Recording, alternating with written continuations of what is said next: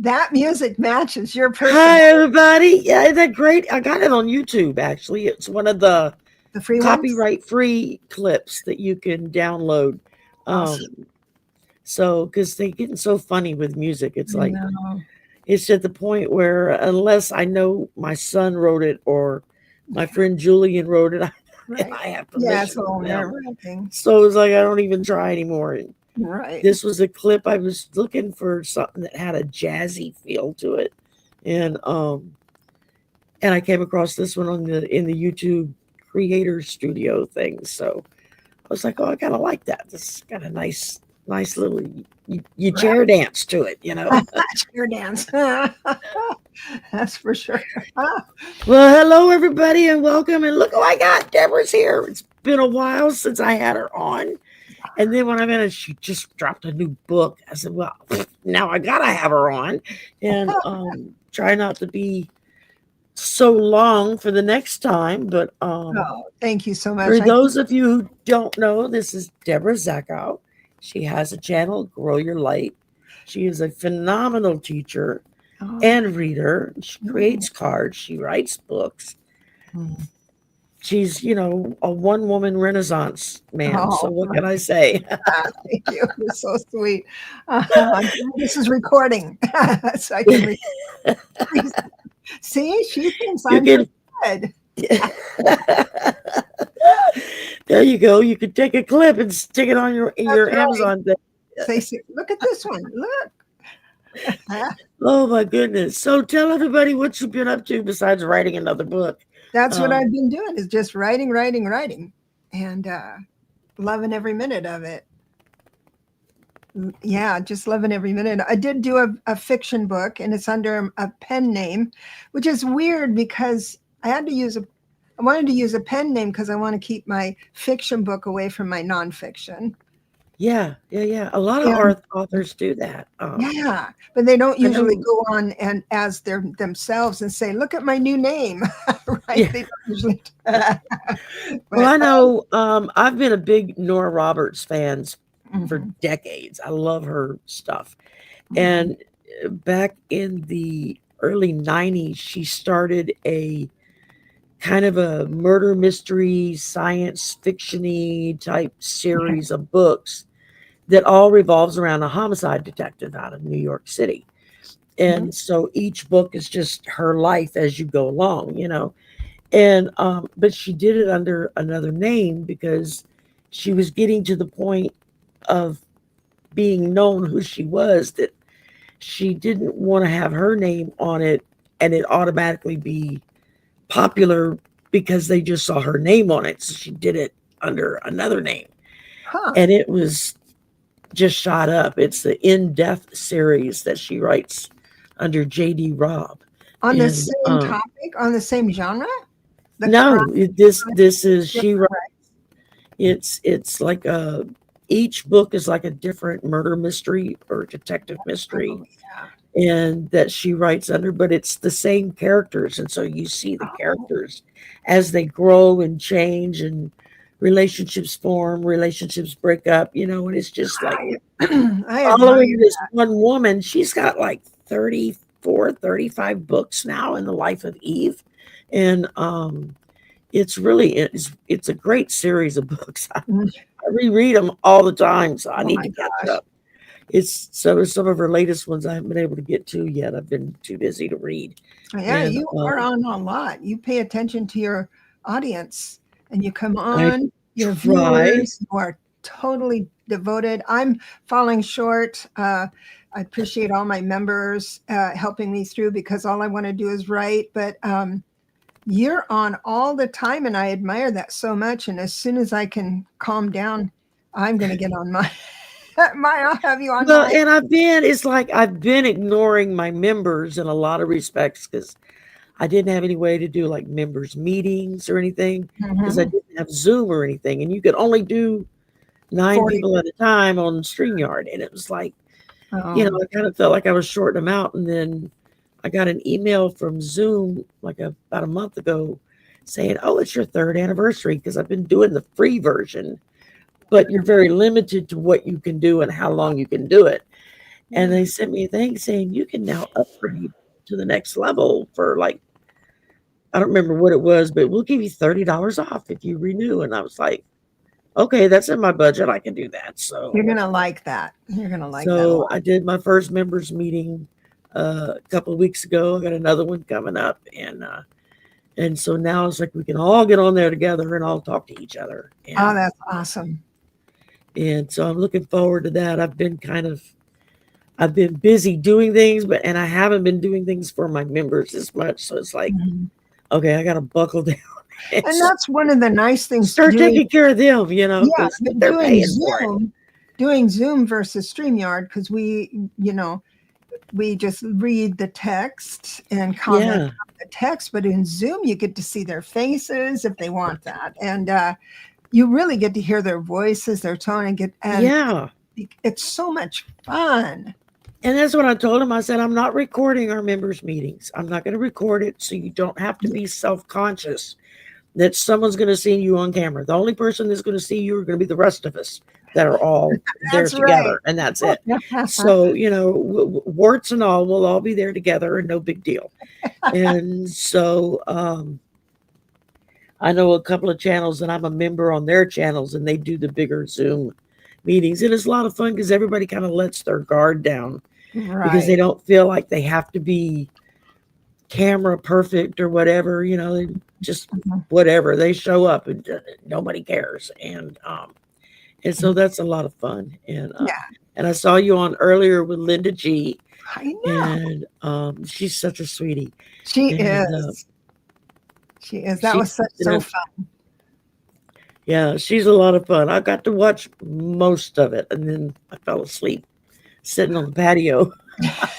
I took like a little 30-minute nap. I just went right out. The power nap. Well, people don't realize that you're still working full time, right? Yeah, I still work 10 hours a day. So at a regular job, Friday half a day, but still, I'm up at 5 a.m. every day to go to work. So I can get tired, and I can nap outside anywhere. Ah, nice. If I'm sitting outside, just put me in the shade and I'm out. I love that. No problem whatsoever. So my son bought me rocking chairs for my patio for Christmas. That's what Santa brought me. And big wooden rocking chairs. And I go sit out there in a rocker and start rocking, and I just zonk right out. I love that. I love that feeling. And I do that in the evening, like when he's working, because he doesn't get home till midnight or later, and I'll go sit out on the patio around 9, 10 o'clock and just sit back in the chair, and I'll go sound asleep. And they say, I know he's waking me up saying, Mom, it's time to go to bed. How long have you been sleeping out here? The coyotes a while. Don't hold still all that long. My late husband, it used to tickle him because I could go put a lawn chair or a blanket or something out under the trees in the yard and go lay down and be out in minutes and sleep like the dead. He'd be like, I don't know how you can do that. So refreshing. It is. I don't know. It's something about, as long as I'm in nature, I'm good. But we got a bunch of folks here with us today. We got Maureen and Carrie and Linda Gibson and Jackie in the house. JWB. We got Daniel. We got who else we got here? Kathy G is here, and Marina's here. Hey, Marina and Daniel, and Celtic's here. And I know I just saw my chat jumped on me. I hate it when it does that. Then I lose my place. I'm like, where did I leave off at? Welcome to dyslexia. That's what happen when I read across and jumps different words. Exactly. I'm like, wait a minute. I was in the middle of reading something. You jumped on me. Jason is here, and I forget halfway through the list who I called out. Francis is here, guys. I got my glasses on. I can't see. And Anna and Charlie C. I haven't seen you in a while, Charlie. Hello and welcome, and thank you for coming. And so, Deborah, what's you been up to besides writing that book? And what prompted the book? Okay, so I've been Let's writing. get to the important stuff first, and then we'll have fun after. So everyone calm down now. We're going to get to the real fun. Let's do the important stuff first, and then we'll just goof off and so have fun. So what I did was I wrote two. I just happen to have the prompts here. The prompts here. The Clarity Tarot was the first one that was traditionally published. And then it's a great deck, y'all. Go get it. It's a really good deck. I love it. I really like it. It's a little bit different than the explanations because of the readings. I work on the psychic hotline, not so much right now, but because I was able to do readings one right after the other, some of the cards, the meanings of the cards kind of shifted into more accuracy, speed and accuracy. So that's what I put in the book. And then I really doubled down on Decode Tarot. Another good book. Thank you. And I've read that one too.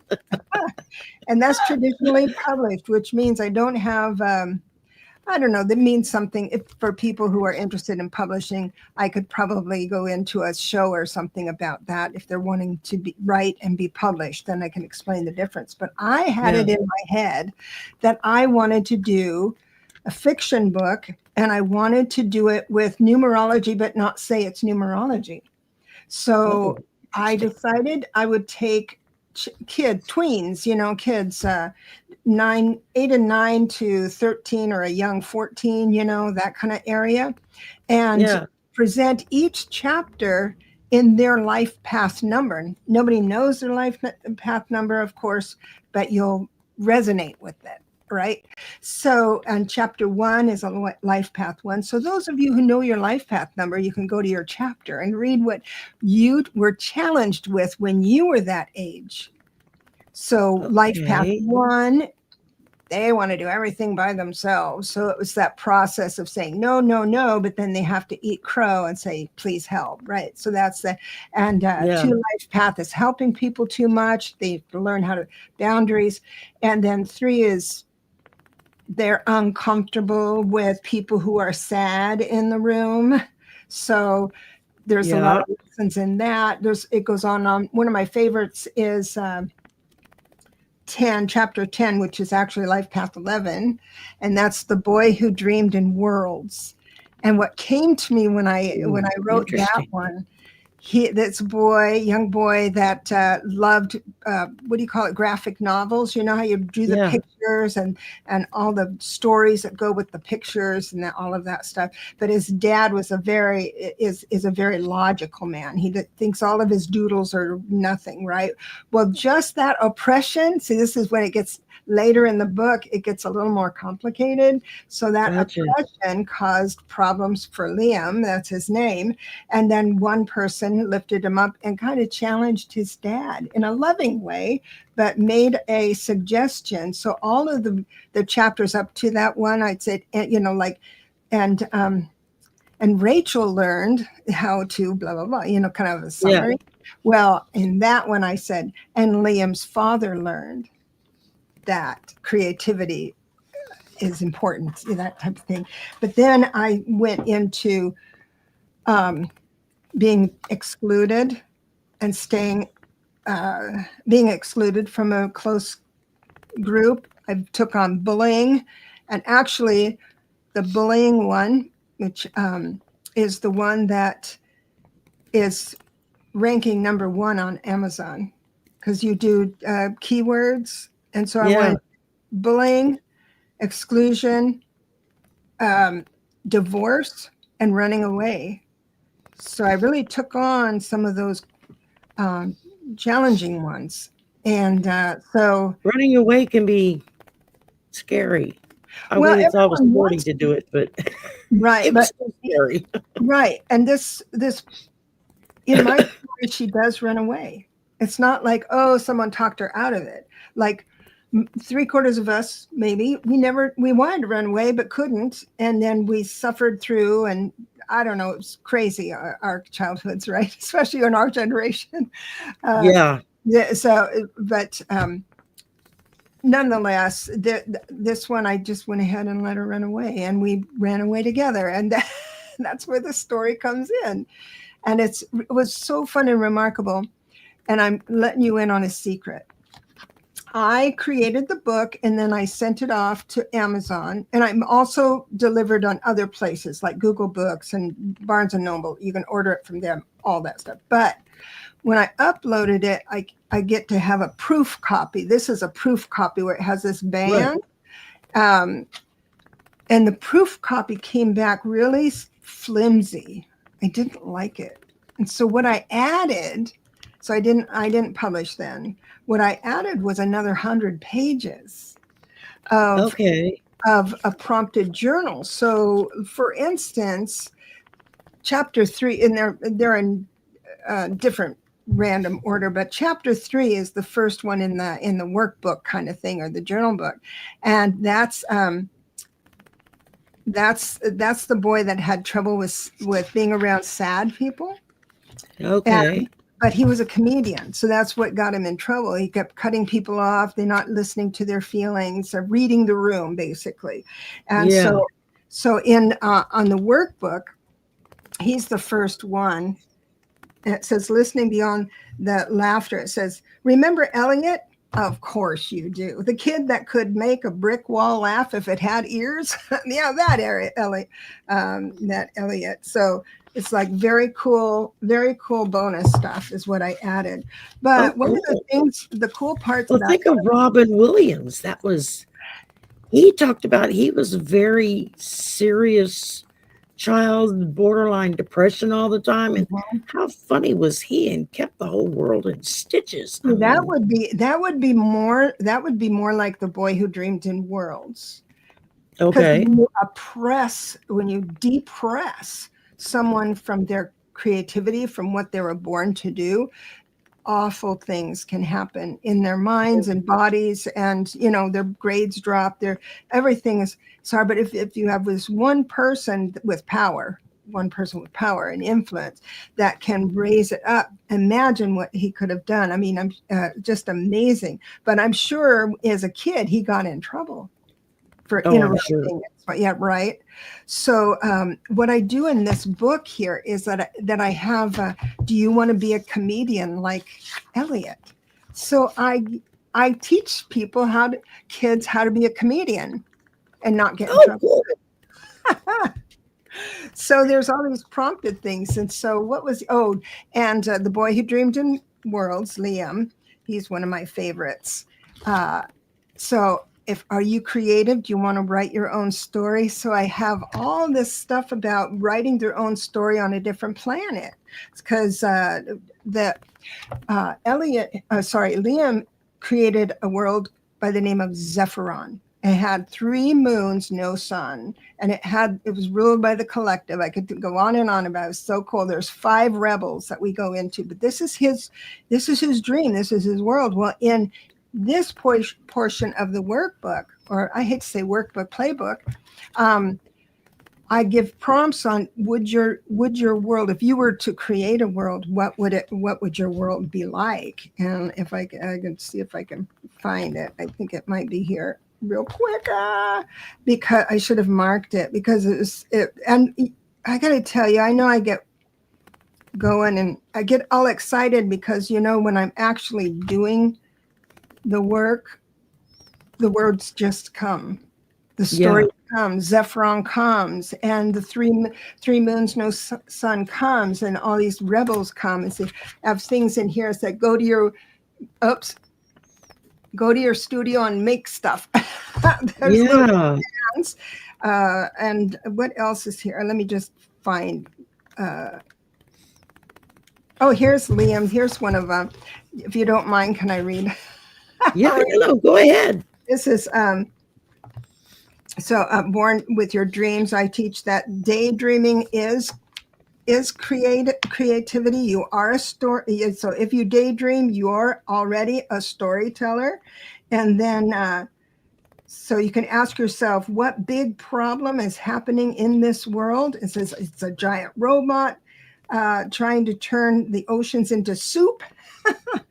And is someone stealing all colors? I mean, on your planet, what color is the sky? And does it rain spaghetti? And all this stuff. Then I go way into a checklist. This is very little here. That they can check off little things about their imaginary world, and then they can put it together afterwards. Oh, this is the sky. So they can build a story on their own. Fun. Yeah. So I get very excited about. And the last page is a sun. And I'm inviting anybody who wants to leave a review to go ahead and color the sun with your gel pens and take a picture of that. Anyway, I'm just so thrilled with it. I had such a good time. That is so cool. I mean, I know when I was in high school, when we'd have sleepovers and stuff, me and my girlfriends, we had a tight little group. Right. And it was my job to make up stories for us, to tell stories. And nice. I always thought, well, one day I'll write them all down, and then that just never happened, And so every now and again I think about it, and I think, I wonder how hard it would be to go back to doing that again. Because it takes a lot of work to write and to get your where you start. How do I start? Yeah. And so how I started was with numerology. That's the only. So I had a checklist of the shadow side and the light side of each number, and then what would the first lesson a young person would learn in this, and that's how I built the stories from that perspective. But what you would do, such a unique way to look at it too, because it's the imagination, and even for an adult, but at the same time you're learning something without realizing you're learning something. And what I learned the most from this is my humor came out. Now I think this is pretty funny.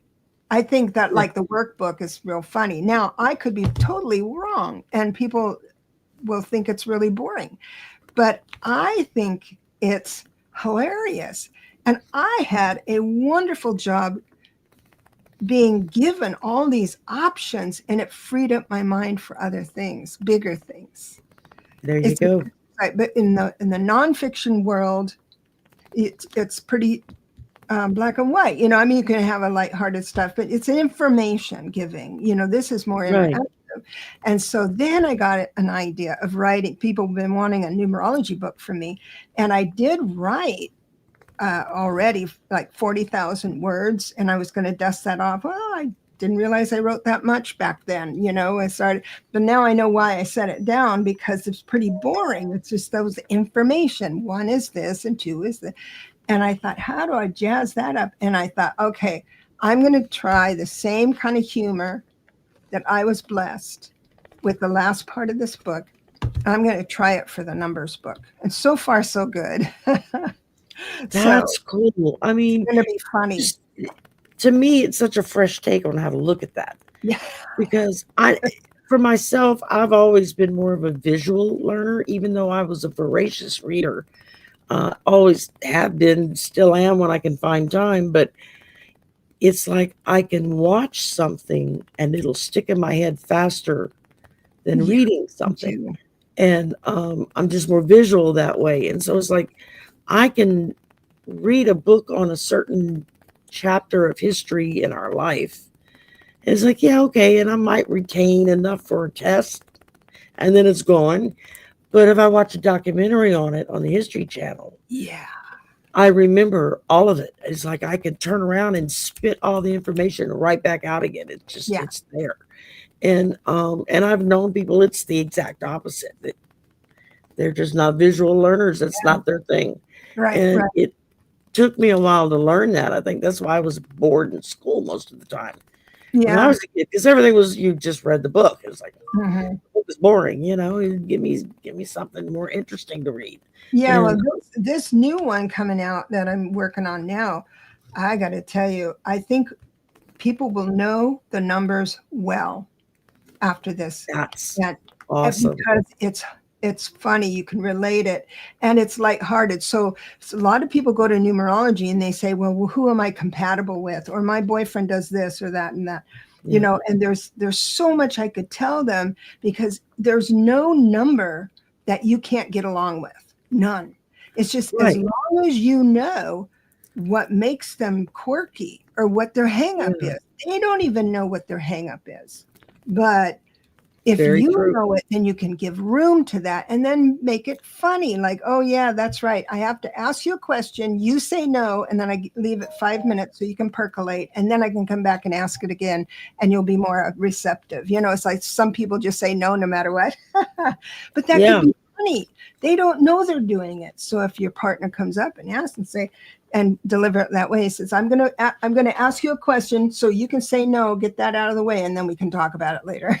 That it's funny, hilarious. Yeah, my husband and I, he was a Gemini too. We used to laugh between the two of us. We had 4 people living together, and there were times when it was like we were constantly, because all 4 of our personalities each would sometimes just bang heads and not be able to cooperate with each other at all. You know, it just took time. But I think that's true with any kind of relationship. You have to kind of figure out what makes that person tick. God, I never tell you a certain way, and then once you kind of understand where they're coming from and what their kind of foundation is on something, what their life lesson is. Yeah, what it is they've learned. Why are they the way they are, you know? Yeah. And if you understand that, then it makes it easier to deal with them. And we still have free choice. For instance, no matter what, even in astrology, you know, we have, no matter what is said. But like the life path 2 is the giving and taking, right? There's a shadow side and a light side. And those of you have already known the 2 people we all know that are 2 life paths are totally opposite. That's Biden and McConnell. So one is kumbaya for everybody, what's equal for everybody and fair for everybody. The other one says whatever is fair for my group. Yeah, or myself. But nonetheless, that's so there you can choose. It gives you an opportunity to choose. So for instance, Elon Musk. Now he's a 25/7. Putin, I think Putin is a 34. No, Putin is a 25/7 too. Anyway, the 2 numbers prior to reducing it into that single number are your life path numbers. I mean, sorry, your lessons. So the last ones, let's say it's 25. The 5 is closest to the slant where you put the number on. That's the most important. So let's say Elon is a 25. I think I have that right. Gosh, I got it mixed up one time. Anyway, the 25/7 has that 5, that reckless 5. They're just fractious, you know, can't find comfort. You know, this is archetypal, but have uncomfortable inside a commitment. They have to have their freedom no matter what. So that's the 5 they have to learn to. That's the thing they have to learn to grow into the full potential of your 7. And so then you have a 2 with that. You have to have this I got to be on my own and do my own thing, but I have to have master relationships as well. And that's just a fractious combination. So as far as being volatile. And then here's a good one. Trump is a 31/4.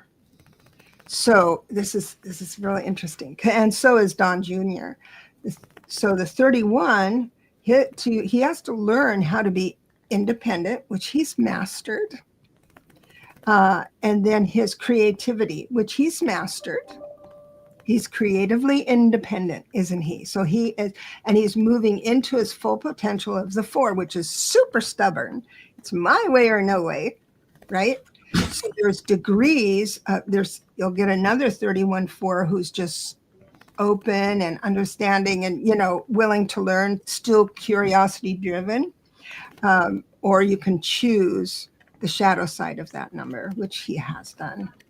I don't know. It's just remarkable. But if you're with a person that you're butting heads with, it's usually those two numbers that will give you an idea of what they're still working on, and then you can help them.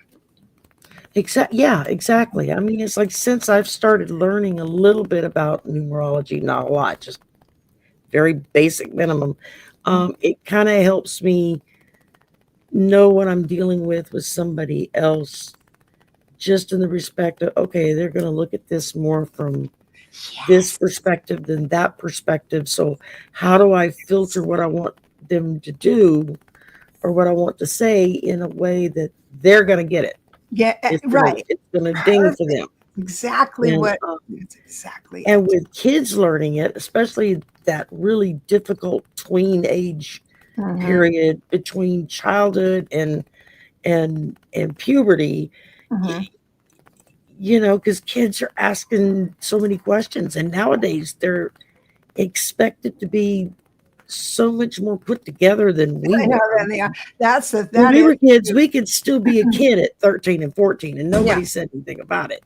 Right. And nowadays, if you still act like a kid at age 10, people are like, you know, what's wrong with you? Grow up. It's like, let them be a kid, you know. It's not going to hurt anything. So I think we rush their leap into adulthood faster than that's true. But I mean, such a benefit to anybody, child or anything. But just to be clear, numerology is not anywhere in this book.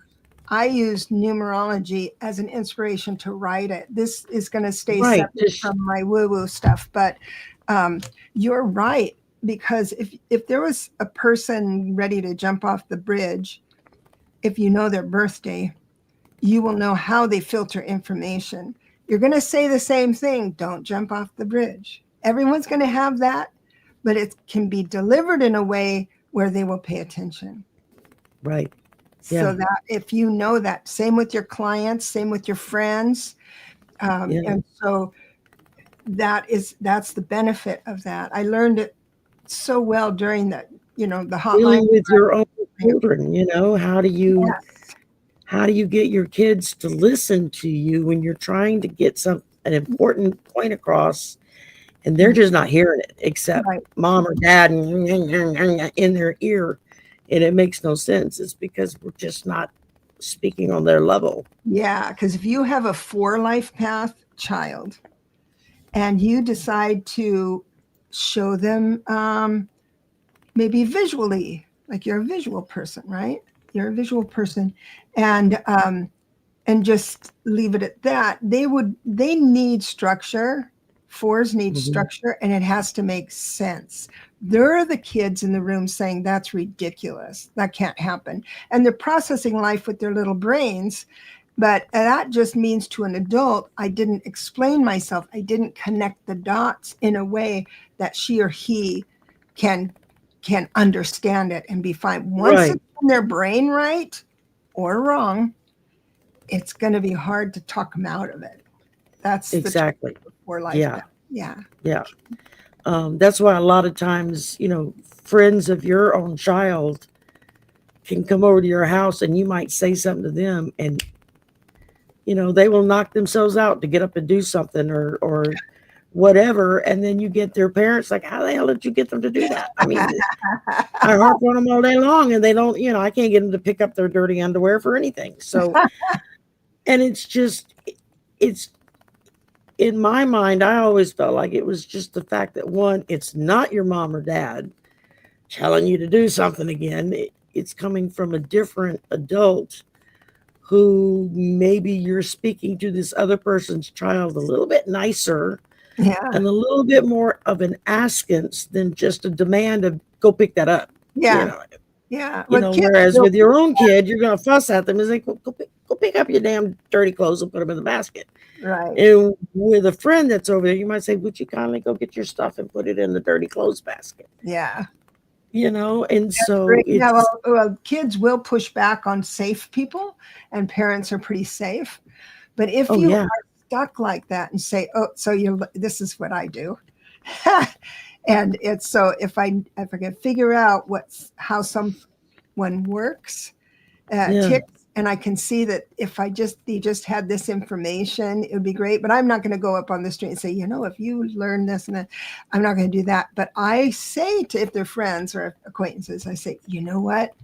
I just learned this thing about numerology. Unbelievable. And I learned so much about myself. What's your number? You don't know? Let me figure it out. And then you can discover themselves, right? And think, oh, that's where I've been misinterpreting things. And well, it's the same with adults. I've seen you do it yourself, like Friday night when you and Layla are together, and somebody's giving you their birth date and all their information, and you're able to turn right around and say, oh, well, you're a 7, or you're a 9, or you're a 2, or whatever, and then go right into explaining what it is that may be holding them up, or blocking them from something, or what's an area to move into that's going to open things up for you. And so, and that's a gift, because that way you understand what you're looking at, whereas they're coming at it from that blocked vision and they just can't see it. Yeah. And they're like, I don't know what I'm going to do about this. This is crazy. I mean, and so, I've learned, I know I was laughing with somebody just a couple of weeks ago. I said, I've learned more about the law and how the law works in the last decade, 10 years than I've ever known in my entire life, and never thought I would be interested in knowing. And now I find it fascinating, because I'm watching people in real time that should know better blatantly break the law, and have people explain why they're breaking the law and what the punishments are for that broken law, and how do we, it's from that perspective. And it's like, that's fascinating. No wonder lawyers do what they do. I know. I mean, I wouldn't last 10 minutes in that world, but it's fascinating from the outside to look in and go, oh, I get it. It's like watching Neil deGrasse Tyson talking about, astrophysical stuff. And it's like, I would have studied that in school for sure, 10 miles over my head. But I can listen to him for 20 minutes talk about the stars, or the alignment, or the astronomy of something. And it's like, oh, I get that. Okay, that makes sense. I mean, because he just has a way of putting it that's very much in like today's vernacular of how we talk to each other. And it's not coming across as this professor trying to drill in these boring facts.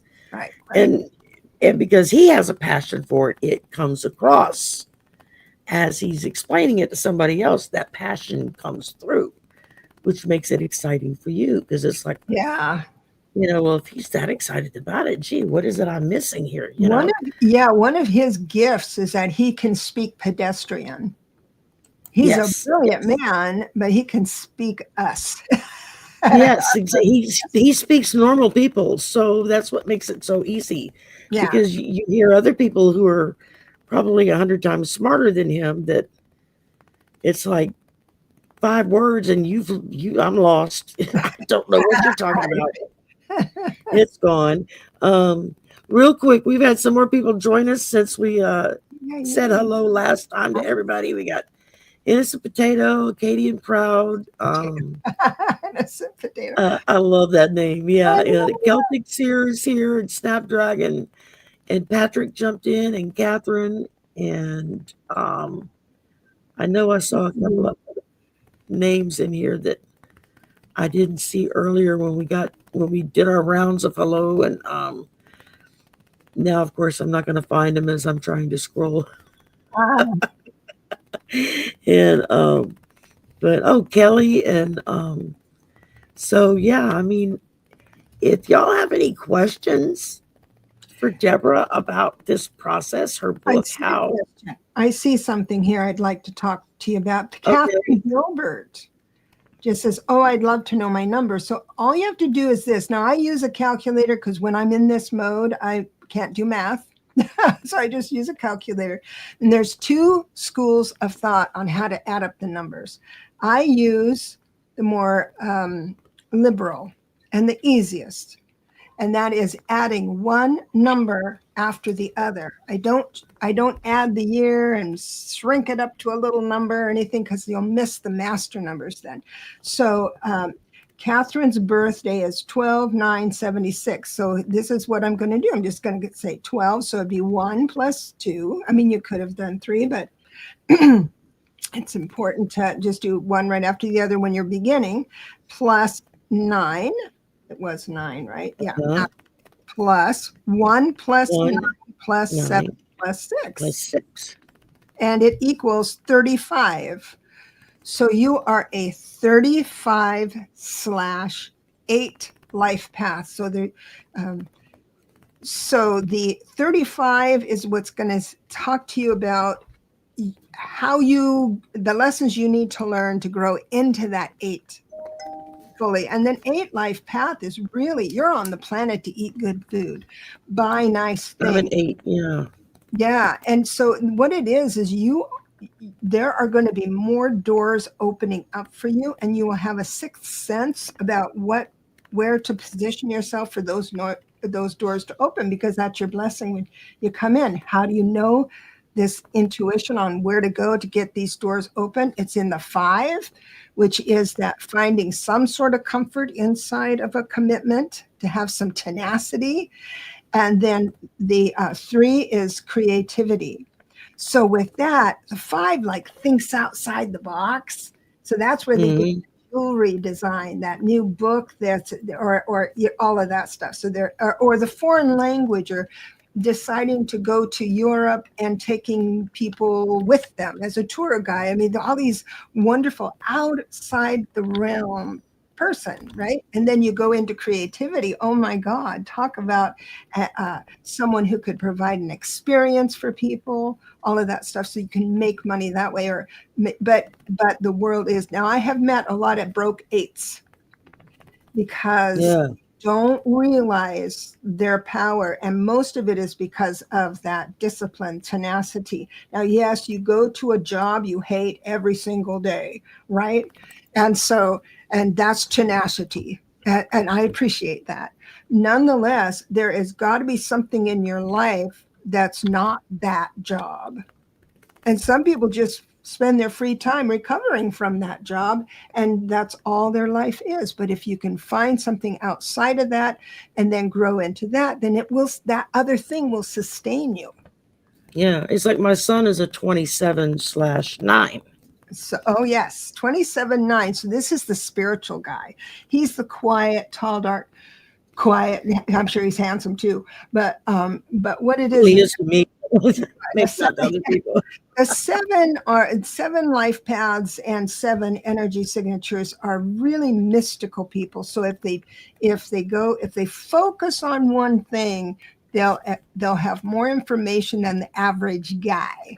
So if you focus on metaphysics, you'll be doing mediumship and tipping tables and doing all that stuff. If you like math and you go into engineering, you'll excel there too. He's an audio engineer. He's into music and all of that. Yeah.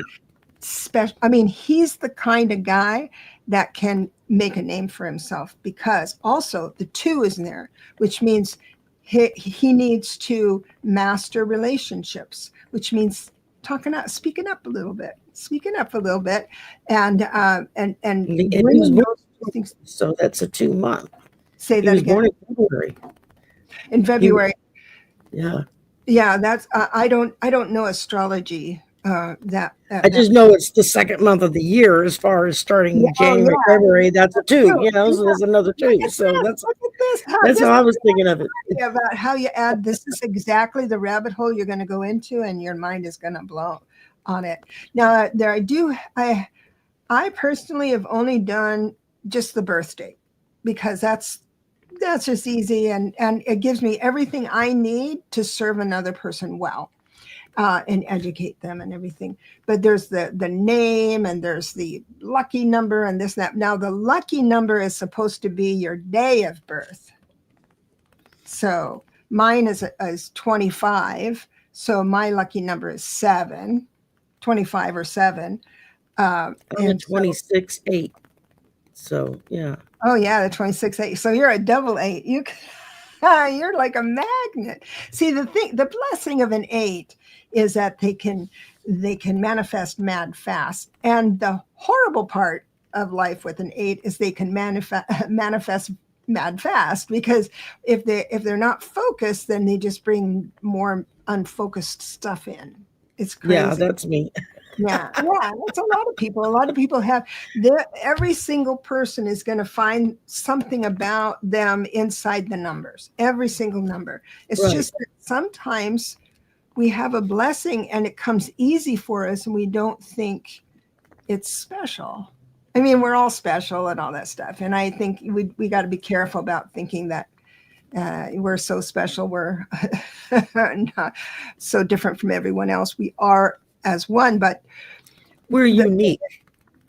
We're unique, yeah, but we don't need to, we sometimes people go into spiritual escapism from it, and so that's where you're so spiritual, you're of no earthly good whatsoever because you're so unique. But so the thing is that you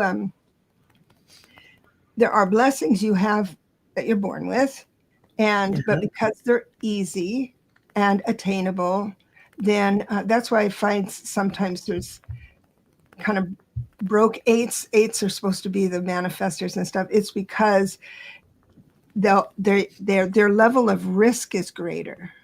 Their comfort level with risk is a bit greater. So that you'll find people who are really rich one day and a little less the next day, or, it kind of rocks that way a lot of times. I'm still waiting for the really rich part to come, but it's coming. I'm patient. It's coming.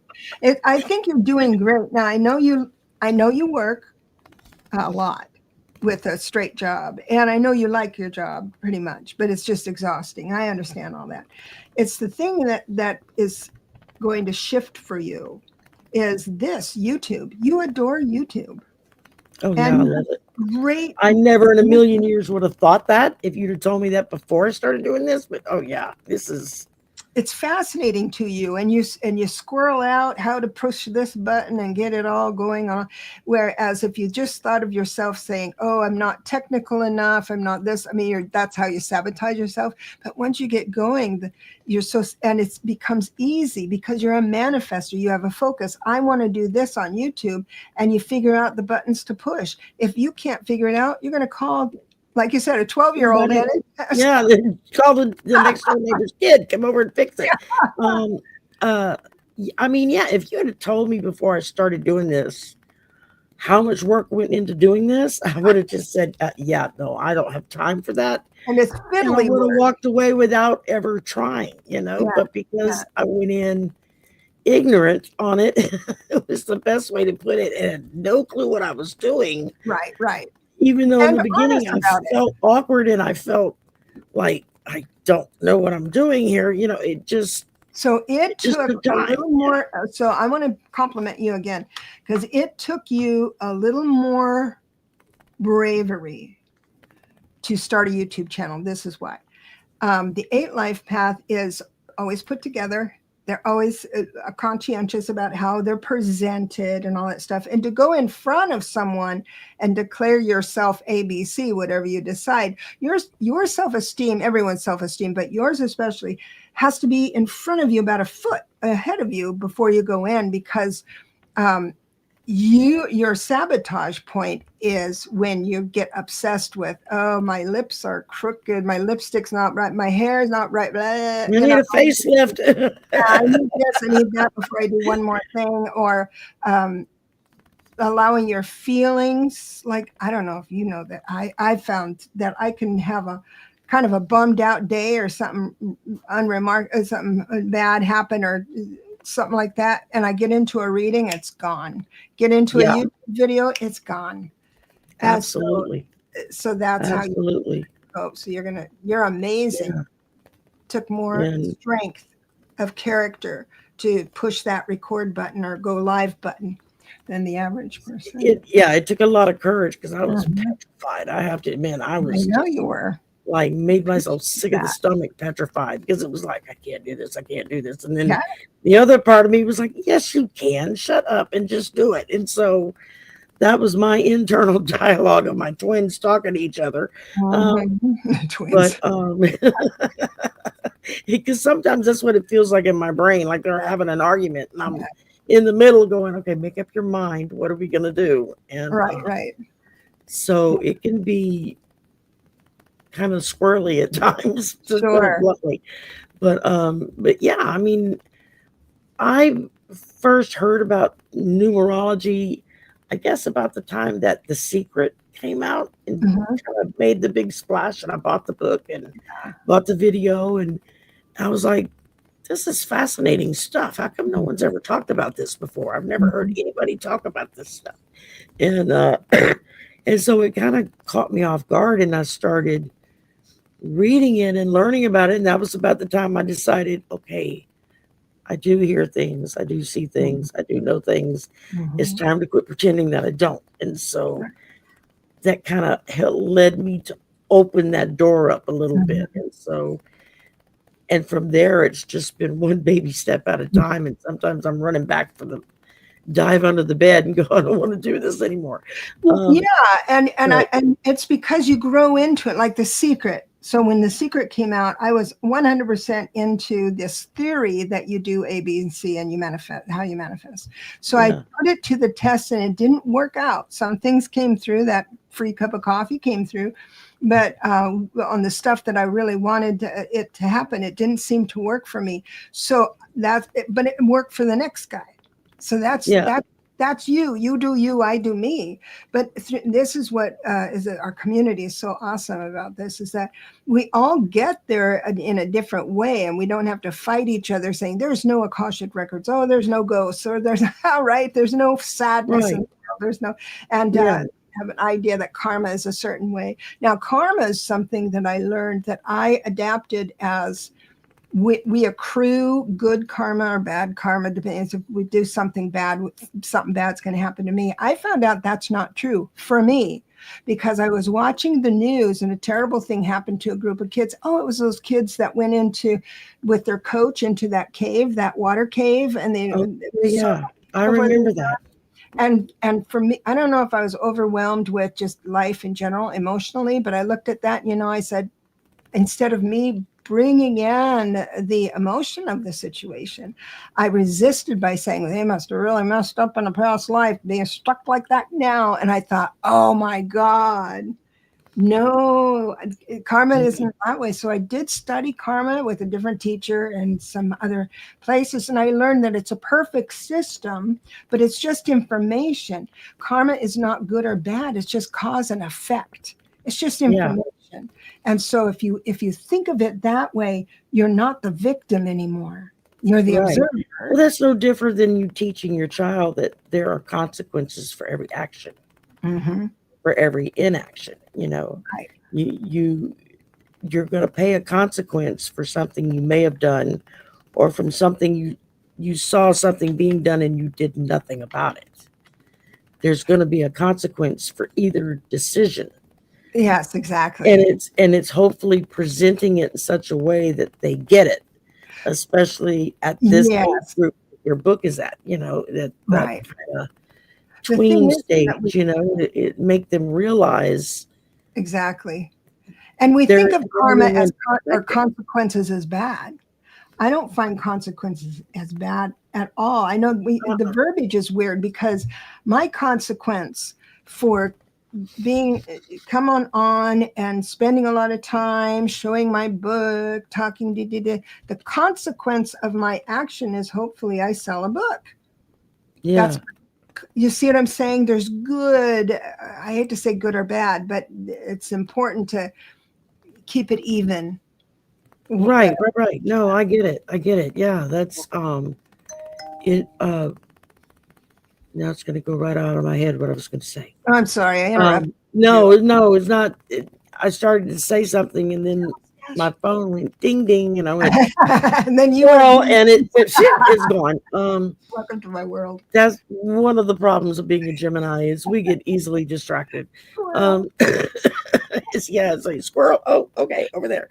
And then you come back and you're like, what was I doing? What was I saying? I have no clues. Let's start over.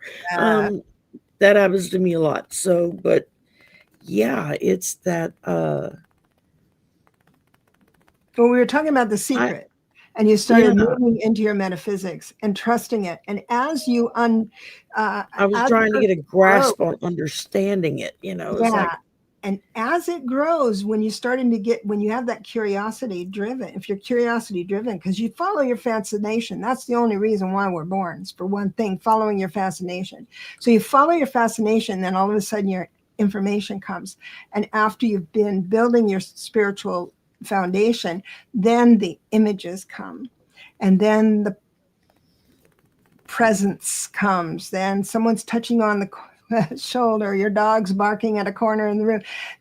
These things have always been there. It's just your consciousness is raised into it, and you suddenly start seeing things or sensing things that you didn't before. Hearing things, which in the very beginning is very unnerving, because especially if you don't understand where, when, why, how it works.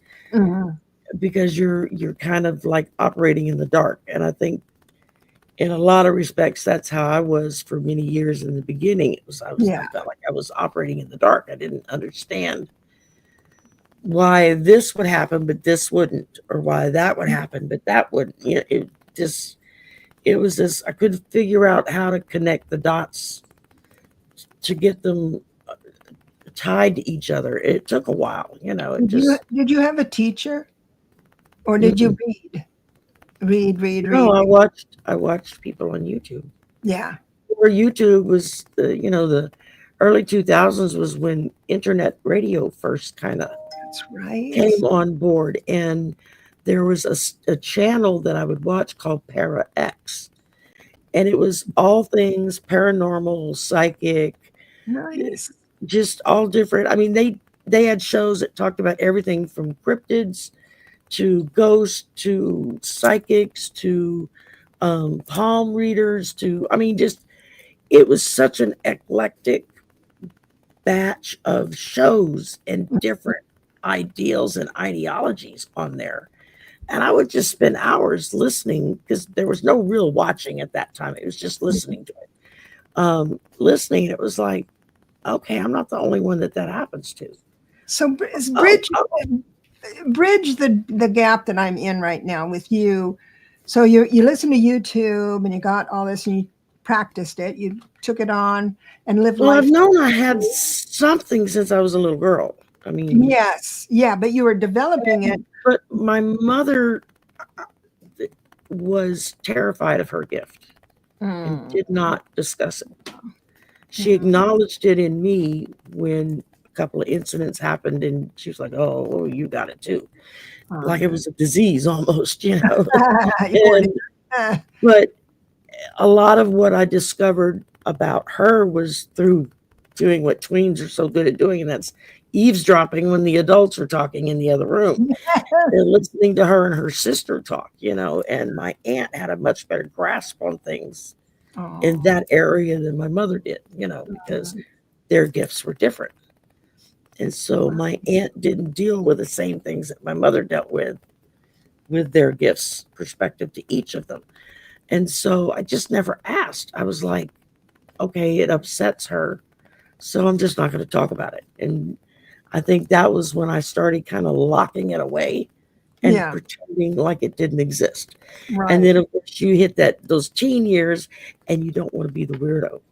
Yeah, exactly. The one that nobody invites to the party unless it's as a joke. You want to be accepted and liked by everybody, and that we all go through that in our teen years. And so again, you just pretend like it doesn't exist. And I said that. Oh, I couldn't have said that. What a weird thing that must have been. And just you just try to blow it off and make a joke out of it, so everybody just thinks it's one of those fluky things that happens around Sherry, and it's no big deal. Yeah. Had I have maybe understood it better, I could have handled it better. But then again, maybe not, because then people would have looked at me like I was weird. And it wasn't until I was up in my 40s and I had moved to Arizona. And I don't know if it was just being in that environment of being out there right next to the reservation, because I live like half a mile from one of the reservations.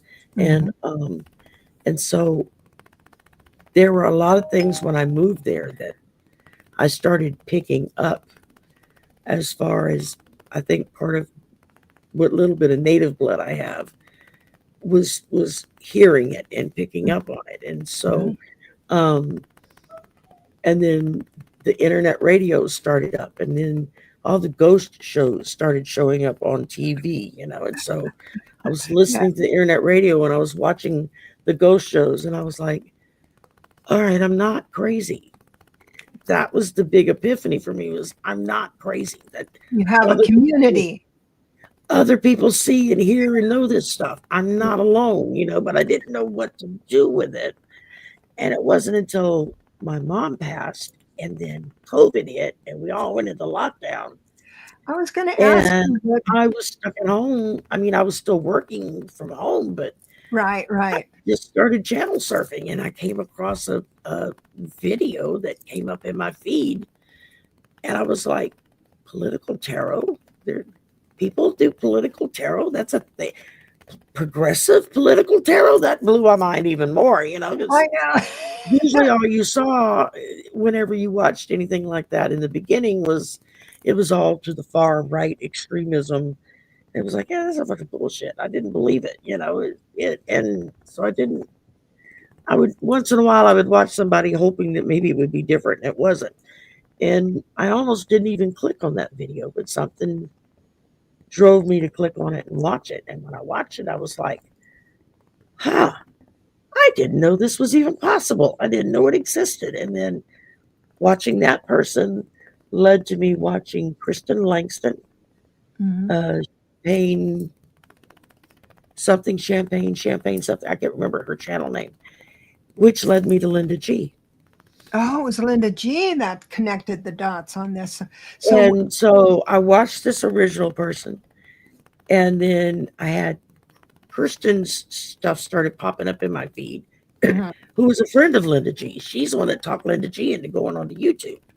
I love that story. And I started watching her, and I was like, okay, she's kind of wild and wacky, but I like it, And then I started getting Linda G stuff. And so I started watching her, and I was like, okay, wait a minute, this one was making a lot of sense. I mean, and she would say things, and then a month later it would happen, and I'd be like, okay, this was starting to blow my mind. And so I started watching more, and then I finally got the nerve up to chat in the chat room, because I couldn't believe people were that nice to each other. Yeah.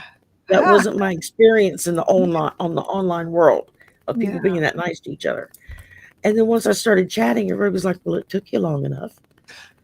I'm like, what are you talking about? How did you even know I was here? It was several of the psychics that were like, yeah, we knew you were there. We were just waiting for you. And then Cartomancy Mesquite, Angela, she started in, well, you're a reader, right? You're supposed to be doing this. And I'm like, I don't know anything. I don't own cards. I know nothing about it. Oh, no, you're supposed to be doing this. Give me your address. And she sent me 2 decks of cards.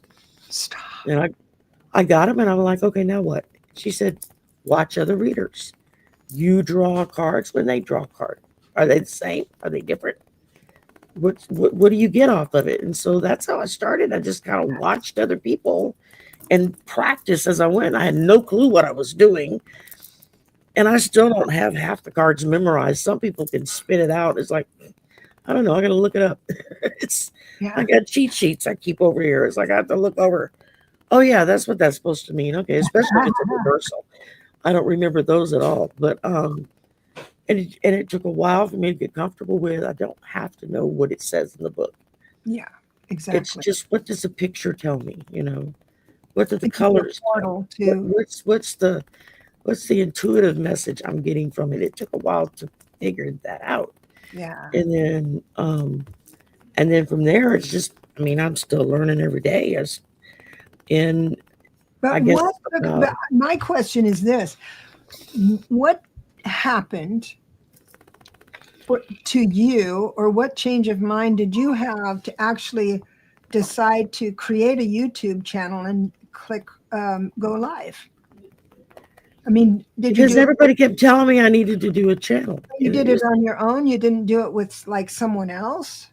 I mean, I had a YouTube channel because you have one whenever you start Yeah, watching YouTube videos. that's true. And I was watching a reader. She's not on anymore, but she used to be pretty regular back in the beginning. And she was doing a live stream one afternoon, and she had a guest on, and she saw me in chat, and she was, "Oh my God, y'all got a hurricane coming. Are you going to be okay?" And I said, "Well, it may come this way, it may go that way. I think I'm just going to do like a vlog and every day go outside and say, day 2, waiting for the hurricane to come, and then post it." I didn't know what else to do. And her guest was like, "You have a channel?" And I said, "Well, yeah, but I don't really know what to do with it." He's like, "Okay, everybody stop what you're doing and go subscribe right now."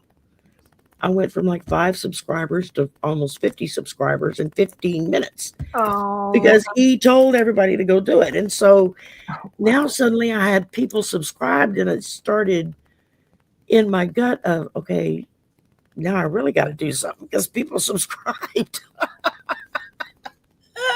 And so I did the hurricane vlog thing, which the hurricane never came. It wound up moving, shifting at the last minute. And then I was scared to go live. I was scared to do it. And I would be a guest. Somebody would invite me to come on, and I would be a guest on their channel. And that was okay. I was still petrified that people were going to figure out I didn't know what I was talking about, and they were going to laugh at me. That was the biggest hang up in my head. Yeah. And then I finally decided, okay, I'm going to do a live stream. And I, of course, waited till the last minute, which is normal for me, to set it up to go live on YouTube. And I screwed something up. And I locked myself out of YouTube for 24 hours. I couldn't do anything. And I was in a panic. And one of the other readers was like, "Oh, well, we'll just do it on my channel, and I'll let you just run the show. And you do it, And I'm like, "Oh, okay." So my first live stream wasn't even on my channel. It was on somebody else's channel. I mean, and thank God she was willing to let me do that. And then once I kind of did it the first time, then it got a little easy. Every time I got on, it got a little easier. And I wouldn't go on by myself in the beginning because I was scared to. Sure. Because I was afraid that people would think I was stupid because I didn't know what I was doing. And then I wouldn't do recordings. I would only do lives because I was like, what am I going to say to a camera? I don't know what to say to a camera. I know, it's a little weird, isn't it? It's weird. And so it took a while to realize actually it's kind of can be more fun sometimes just talking to the camera because nobody talks back. They have to listen to what you say. I got to tell you this. I announced that I was going to do a live with Linda today, and it turned out to be not a live. That we were just going to pre-record. I didn't realize that at the time, and it was really quite relaxing. Yeah, it removes a lot of that pressure. Yeah. Of keeping up with the chat, keeping up with the questions, and if they've already sent you the questions and you're just recording it, you can pause as many times as you need to. You can go in and edit if you burp at the wrong time. I mean, the dogs start barking, you can pause and wait till they get through and then start back up again. So there's pluses and minuses to it, but good on you. I like the interaction. I like to talk to everybody, so. It's just like with a slumber party. That started because I was awake at midnight one Saturday night and bored out of my brain and thought, I wonder if anybody's awake. And so I just went online just to see it. And that's how it kind of started. I did that a couple of times. And then everyone's like, you have to do this every week. How long are you Okay. live? How long on Saturday nights are you alive? Alive. I start Alive. I start at 10 p.m. now. I used to start later, but I kept falling asleep. So I start at 10 o'clock, and I usually run about 2 hours, Nice. That's a sometimes lot of longer. My goal is to answer everybody's question, Mm. and it's a naughty or nice one card draw is what I do. Oh, that's It's fun. like you can ask for an oracle card, or you can ask for a naughty card. One of the rebel deck or one of those, I ordered and you her get that. a one card draw, and we have fun with it. It's anything goes. You can ask any question. Sometimes I'll do 2 or 3 card reading if somebody has a question. Um, if I'm on earlier that day and I don't get to everyone's question, then I tell them we'll come back tonight and just remind me that I didn't get to you earlier, and I'll put you at the front of the line and I'll answer your question tonight. So, Nice. and that just kind of built from there. And sometimes people pop on with me. Last week, Marina popped in to just say hey before she went to bed, and I talked her into coming on with me. And now every third Saturday of the month, I have Ramon that comes on with me. And so, which is just an anything goes. I've had Allie come on with me, and I can't even tell you who all's been. Several people that just, they're in the chat, and I see them, and I say, hey, you want to join me? Come on in. Here's the link. Come on in, and they do. Sometimes they don't. Sometimes they're like, no, I can't do it tonight. Just, I'm falling asleep. I'm going to bed. Lipstick. I'm not camera ready. My God. Exactly. So it's just, I'm proud of you. Saturday night's just the fun night. It's like, I don't date. I don't go anywhere. So what else am I going to do on Saturday night? Be with your family, your community. Yeah, be with my family. That's it. That's how I think of them, as my family. Butterfly readings. Hello, Linda Kennedy. Wait, butterfly readings. Who has butterfly readings? That's Linda Kennedy. She started, this is her new channel, is Butterfly Readings. Oh, I didn't realize that. She is on every Thursday at noon Eastern time. So it's 9 Pacific. And sometimes she has Judy in the that's Sky. awesome. Yeah, Judy in the Sky. I met her because I had her on. Yeah, she's great. She's a lovely, lovely person. There's Debbie, 3 Shifting Veils. She's fairly new, and she does, I don't think she does a regular show, but she comes on little 10, 15-minute recordings that she'll do. That's good. Sometimes she'll do a live, and I don't get to watch nearly as many people as I used to. I know. I could have told you when everyone came on and what their channel was about. I appreciate you coming on when I'm on. It's like if I can catch 15 minutes of somebody live, I jump on it and do it. But awesome. There's, usually I'm doing 50 things at once, and I just turn the computer on and see who's talking so I can listen. Right. And, if they're live, then even better. Yeah. Because then I can talk back. I can actually say something to everybody, but a lot of times I watch folks and I never say anything in the chat just because I'm either in and out of the office at work, and I'll just have my earbud in. And so I hear it, but I'm not at a keyboard, so I can't really be back and forth responding to people. And so I get to listen 15, 20, maybe 30 minutes here or there everywhere throughout the day, but I don't ever say anything, so I don't think anybody knows I'm ever there, just because I'm in and out and doing this and doing that, and I just listen. They're using my earbud being in my ear now. They just ignore it. If somebody comes into my office to talk to me, I make a point of taking it out and setting it on the desk so that they know they have my undivided attention. That's nice. I'm not listening to somebody in my ear while you're trying to talk to me. I make a point pulling it out of my ear and setting it down, and that's respectful. It changed the shift of how people would talk when they came into the office, because then they felt respected. Oh, you're actually listening to what I'm saying.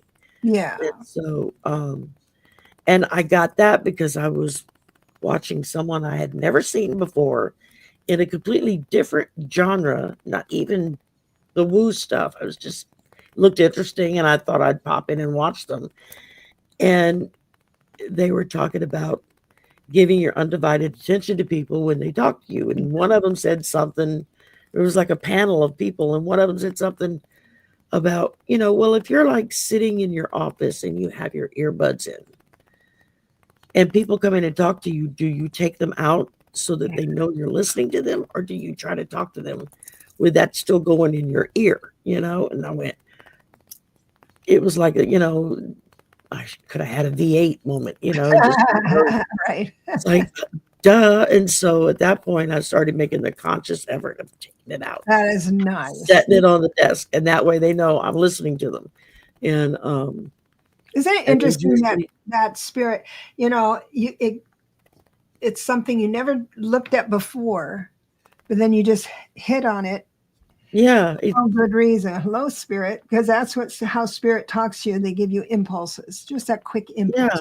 And if it just looked interesting, so I turned it on. Yeah. And it's changed your whole perception. I mean, you can serve others better because of what you learn. Exactly. And that's what I try to, because mostly I get faculty that come in, but I get a lot of students that'll pop in because they're looking for something or need help for something, and they'll come see if I can help them with it. And so I think it makes them feel a little better because they're closer to the age of this is all they've known is earbuds in the ear and you're plugged in all the time. And so I think it really means a lot to them when I make that conscious effort of taking it off. And what you need, what do you want to talk about? And that's great.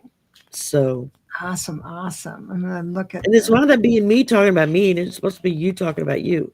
No, well, I was so excited, I just couldn't stop. I was jibber jabbering a lot. I was thinking about our community and how supportive they are, and since I've been trying to learn how to publish a book, I've been on a lot of other YouTube, and I'll just say it to us. Don't tell anybody else.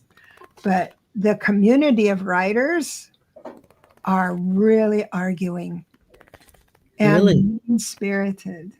There's a thing called Goodreads, and I don't belong to that or anything, but they'll go on and give people they don't like a 1 star and then their own 5 stars. It's just awful. So it's like being home when I'm with you and everyone in I just can't believe. Yeah. And I think it's because of that, of why when I first fell into this community, I kept waiting for the claws to come out. It was like, these people can't be this nice all the time to everybody. They are.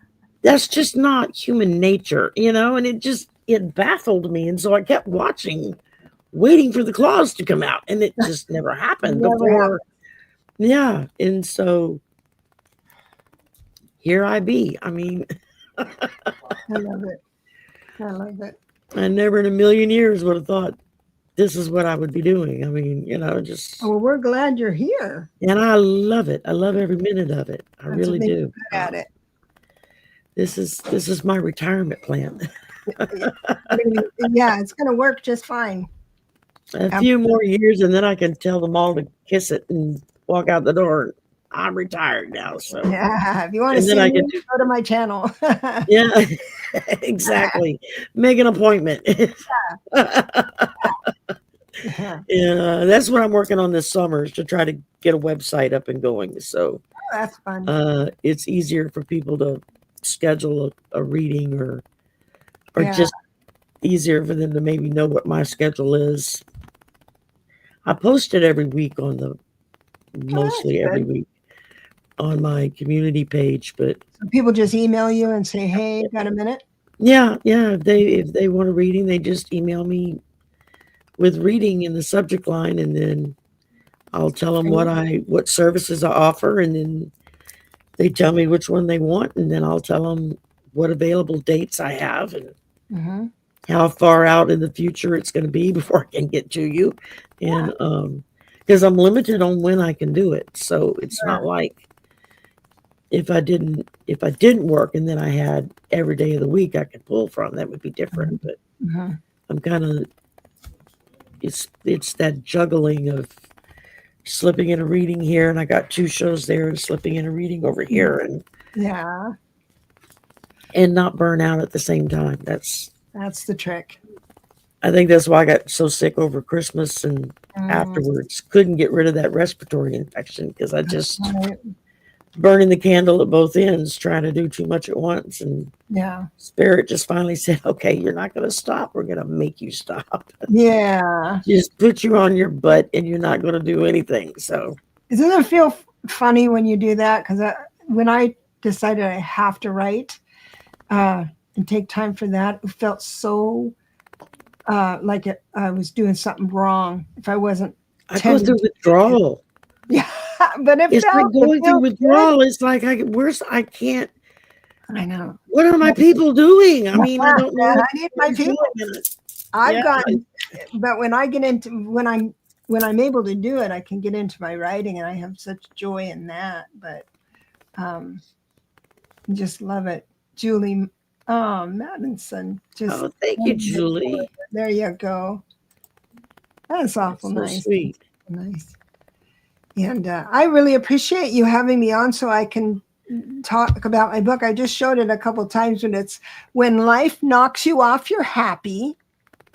I guess that's what we've been talking about, what makes you happy. Exactly.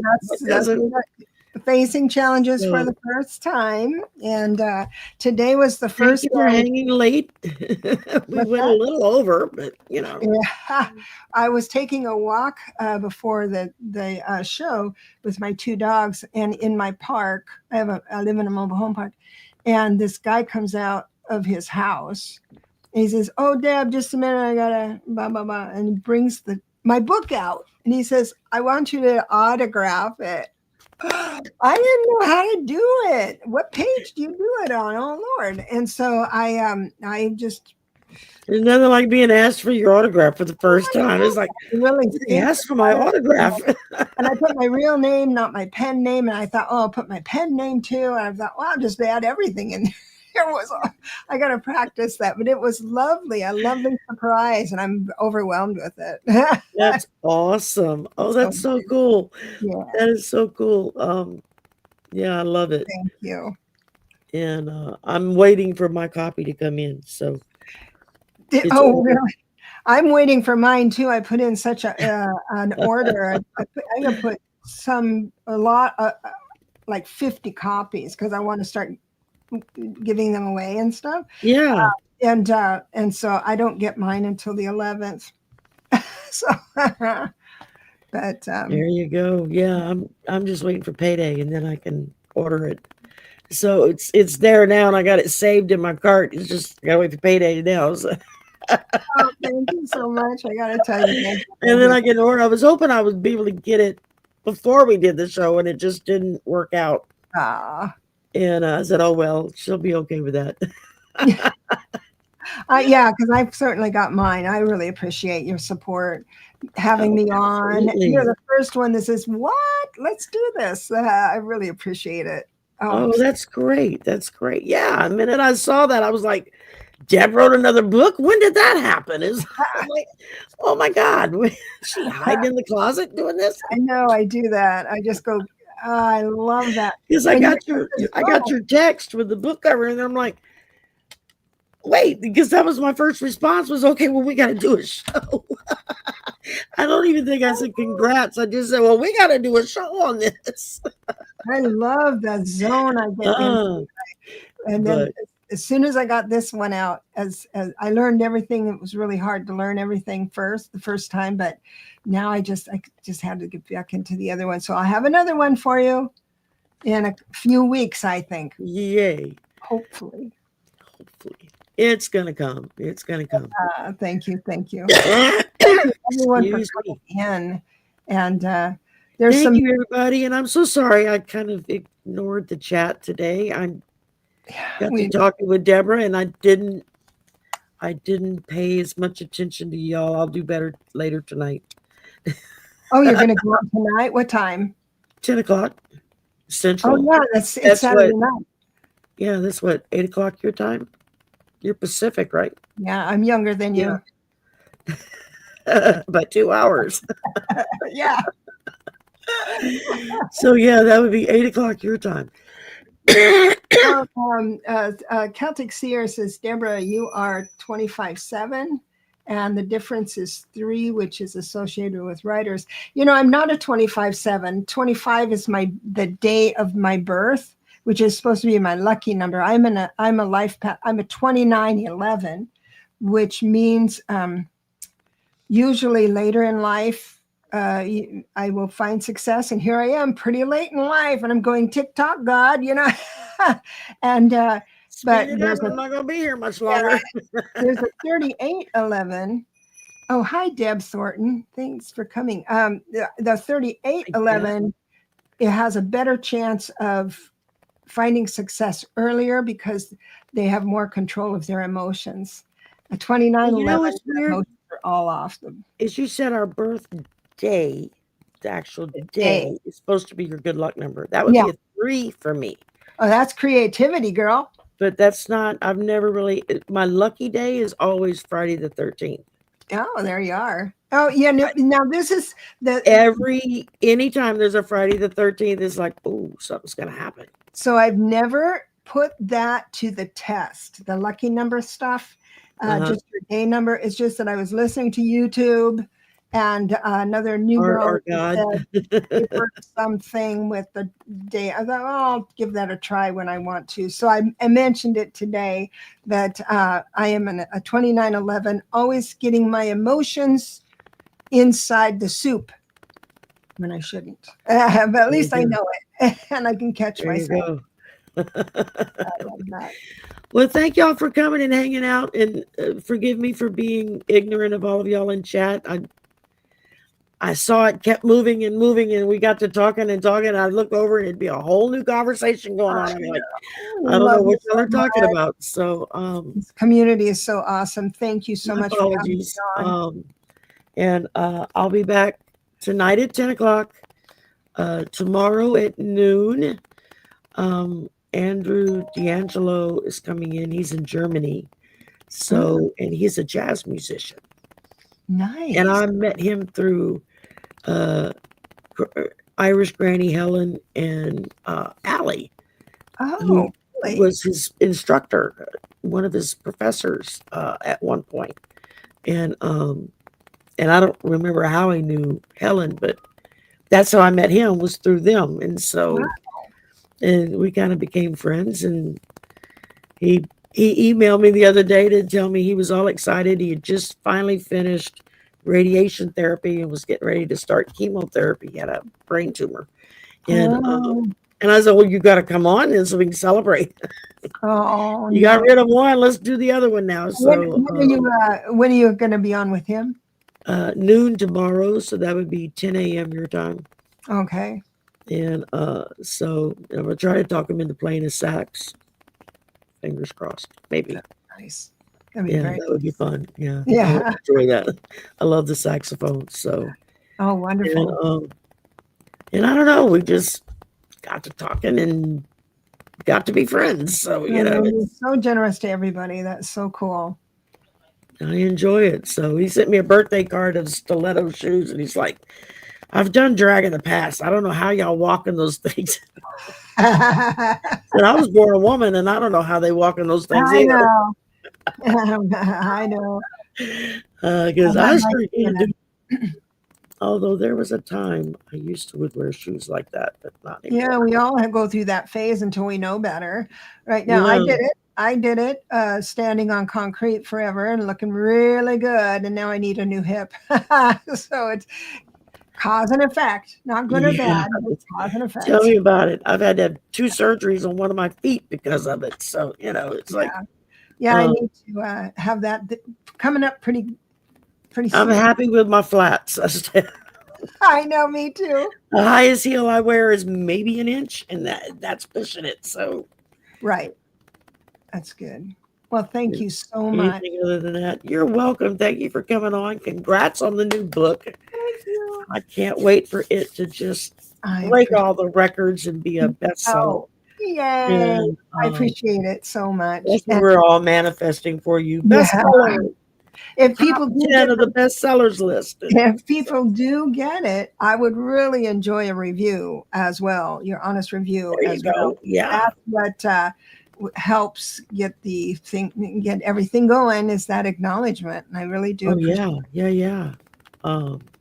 I know I did a review. I did 2 reviews for the last book. You even took I think you took a picture of yourself with the book even. Yeah. Yeah, good on you. I mean, all of that really helps. I think I did a written review and I did a video review. Yeah. Is what we got the picture from. And because I took the screenshot off of the a video review just goes so much. So if anybody has a heart for something in literature and something that needs a review, boy, that author reads every single one. Oh, And if you did, and if on Amazon or any other places, and if you do a video review or something with a few words, or a photograph, oh my gosh, you're just blessing them so much. That means a lot to authors. I've known several writers over the years. I didn't know it did until I became. Yeah, that's kind of their I don't know, their Mount Everest moment, of reaching the pinnacle. Somebody's talking about it, and it's not me. So it's somebody else is talking about it, and it's not me. So right. Well, thank you for coming on, and we're going to do this again soon. Good. And just hang out and read cards. And, that'd be nice. I'll have you on my show. I'll host you. Okay. I haven't been doing that a lot, so I need to do that again. Just shoot me an email and we'll work out a date, and I'm there. Awesome. Awesome. All right, y'all. Have a great afternoon. I'll be back at 10 o'clock tonight, so go take a nap so you're awake. That's what I'm going to do. Take a nap, eat something. So that I don't fall asleep on y'all. I'm going to go take a nap. And I love that. And I will see everybody later on. Bye.